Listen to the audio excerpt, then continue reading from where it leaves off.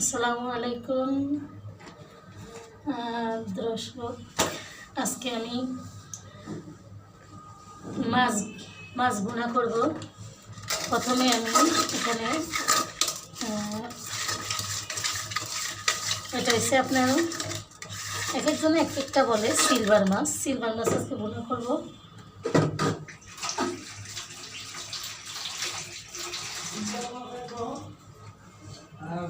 এখন নিয়ে নিচ্ছি, আমি মাছটা ভাজবো। মাছটা ভাজা হবে।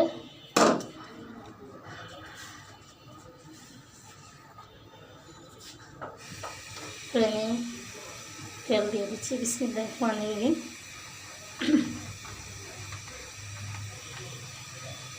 আসলে সব কিছুতে বিসমিল্লাহ বলাটা সবচেয়ে ভালো, বরকতময়।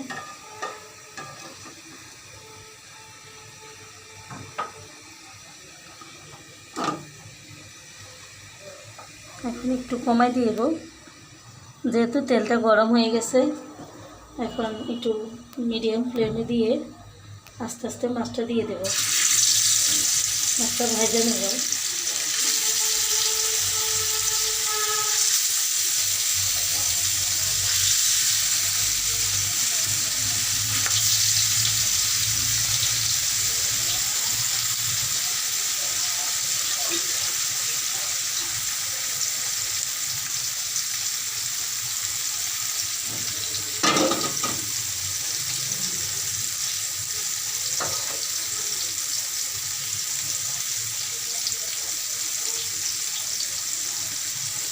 মাছটা ভালো করে ভেজে নেব।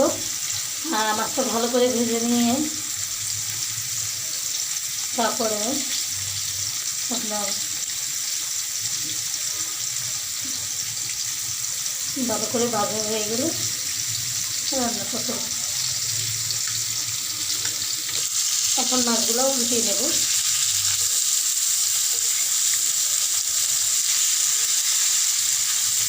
মাছটা ভালো করে ভেজে নেবেন। ভেজে নেওয়ার পরে আপনার ওই তেলটা ব্যবহারও করতে পারেন, না করলে সবচেয়ে ভালো। কারণ ভাজা তেলটা না খাওয়াই ভালো, গ্যাস হয়। তারপরে আমরা তো আসলে কী করবো, এটা দিয়ে রান্না করি। উল্টিয়ে নিলাম।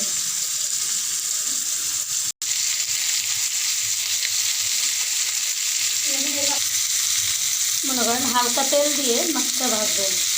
তেলটা যেন বাড়তি না থাকে, তাহলে আপনারা মনে করেন যে তেলটা মনে করেন ইয়েতে রান্নাতে যেন দেওয়া, মানে কোনোভাবে রান্নাতে দেওয়ার কোনো প্রয়োজন নাই। তেল আমার দেখেন, এই দেখেন হালকা সীমিত। একটু খেয়াল করে দেখবেন, আমি খুব সীমিত তেল দিয়ে মাছ ভাজলাম। মাছটাও সুন্দর ভাজা হইল, কিন্তু আমার বাড়তি তেল বেরো না। ও বাড়তি তেলটা কিন্তু আমাদের পেটে ক্ষতি করে বা আমাদের গ্যাস হয়। এই জাতীয় খাবার খেলে আমাদের গ্যাস হয়, এই জন্য আমরা গ্যাসে বেশিরভাগ আক্রান্ত। মাছের তেলটা কখনোই তরকারিতে ব্যবহার না করাই ভালো। সেজন্য অল্প তেল দিয়ে মাছটা ভাজার চেষ্টা করবেন।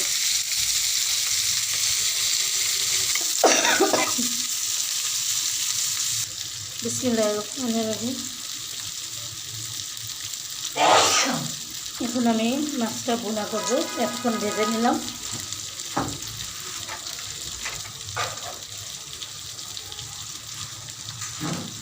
প্রথমে আমি পেঁয়াজ কুচি দিয়ে দিলাম।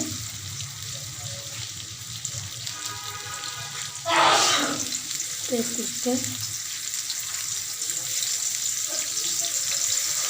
দিয়ে দিলাম। এখন কিছুটা লবণ দিয়ে দেবো পেঁয়াজটা তাড়াতাড়ি ভাজা হওয়ার জন্য। পেঁয়াজটা লবণ দিলে পেঁয়াজটা ভাজা হয় সুন্দর।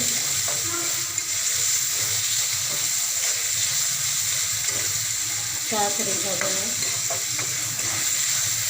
তখন কি পেঁয়াজের মধ্যে লবণ দিয়ে ভাজবে, মশলাটাও পাতিলে লেগে যায় না, সুন্দর হবে।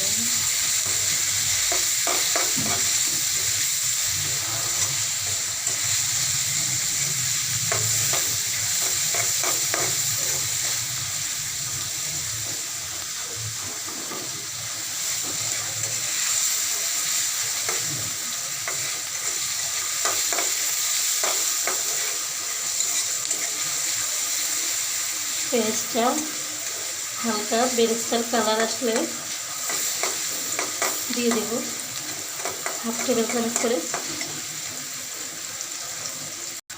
এখন পেঁয়াজটা হালকা লালচে হয়ে উঠছে, এখন আমি দিয়ে দেব একটু আদা হালকা,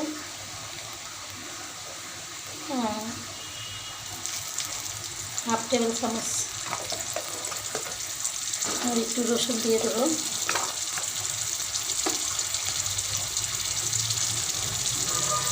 1/2 টেবিল চামচ।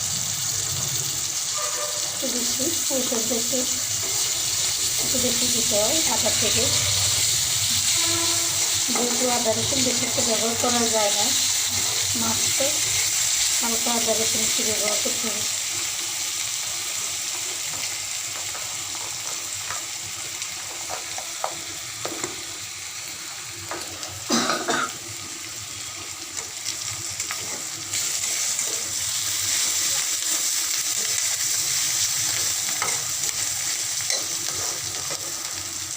এখন দিয়ে দেব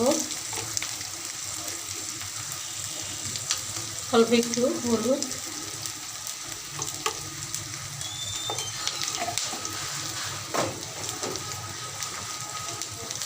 আর দিয়ে দেব 1/2 চা চামচ মরিচের গুঁড়ো, দিয়ে একটু নাড়াচাড়া করে, যেহেতু আমরা রান্না করি পেঁয়াজের সাথে কোনোভাবে পানি দিয়ে দেবেন না। মশলাটা মনে করেন একটু ভাজা হয়ে আসলে, হালকা মশলাটা ভাজা হয়ে আসলে তারপরে একটু পানি দেবেন, তাহলে মনে করেন তরকারিটা স্বাদ ঠিক থাকবে। আপনারা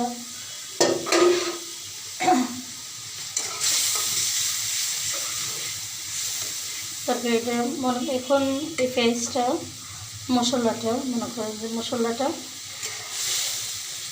সিদ্ধ হয়ে গেলে তারপরে মাছটা দেব। হ্যাঁ, এখন পানি ওই মশলার পানিটা শুকিয়ে গেল, তেলটা উপরে আসলো, এখন আমি মাছটা আস্তে আস্তে দিয়ে দেব।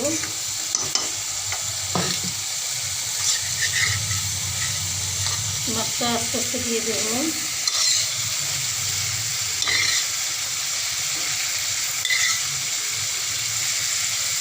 মাছটা দিয়ে দিচ্ছি।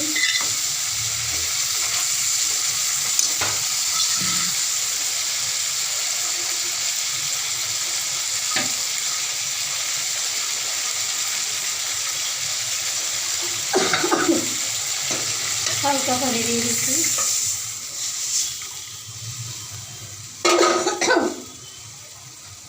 পানি দিয়ে দিচ্ছি। এখন দিয়ে দেব টমেটো,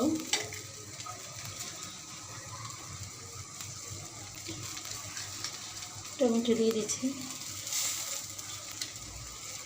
আর কাঁচামরিচটা ছড়িয়ে দিচ্ছি। কাঁচামরিচটা পরে দিলে সবচেয়ে ভালো, যদি এভাবে আপনারা রান্না করে খেয়ে দেখবেন, ভালো লাগবে। আর আপনারা আমাকে সহযোগিতা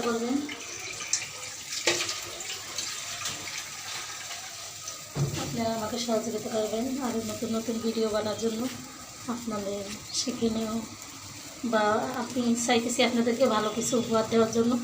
আপনাকে আমাকে সাহায্য করবেন, কীভাবে লাইক, কমেন্ট, শেয়ার এবং সাবস্ক্রাইব করে দেবেন চ্যানেলটা। আর আপনাদের একটু সহযোগিতায় হতে পারে সব কিছু, আপনারা আমাকে হেল্প করবেন।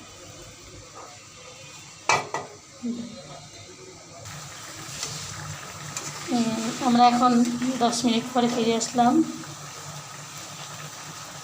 অনেকটা হয়ে আসছে আমাদের তরকারিটা, মাছগুলোটা অনেকটা হয়ে আসছে, দেখতে পাচ্ছেন অনেকটা হয়ে আসছে।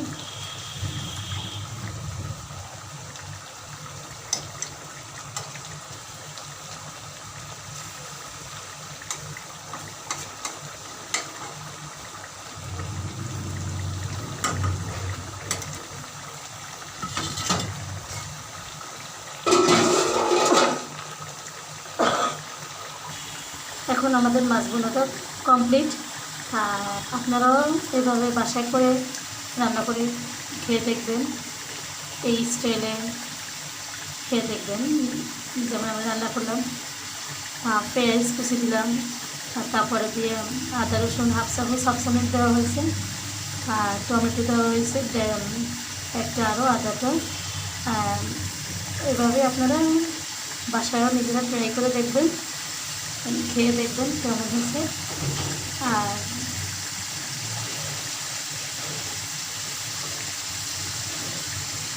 এখন কমপ্লিট আমাদের রান্না।